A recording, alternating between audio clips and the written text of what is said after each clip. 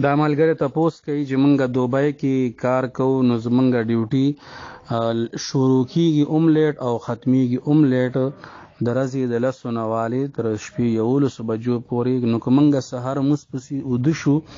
نو په دې کې سهارت شته او که نشته وي، ځکه چې مونږ اورېدلي دي چې سهار مونځ پسې اوده کېدل حرام دی. نو جواب دا دی چې کوشش پکار دی چې د سهار د مونځ نه پس د اشراقو پورې دا ټیم دا دوره ټیم هم نی تقریبا نیمه ګنټه ټیمي، نو دا په ذکر کې تلاوت کې په اورادو کې دا تیر کړی شي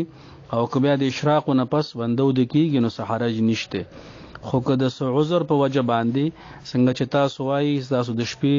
هغه خوب هم کم وي مثال په طور باندې، نو که بیا یو سړی د عذر په وجه سهار مونځ پسې اوده شي نو اگر چې مناسب نه دی خو لیکن حرام نه دی، دغه ټیم کې برکتونه هم تقسیمیږي او دغه ټیم کې رزق هم تقسیمیږي. نو په دې وجه باندې د سهار مونځ پسې اوده کېدل مناسب نه دی، او که د ضرورت په وجه څوک اوده شي نو څه حرج پکې هم نشته جی.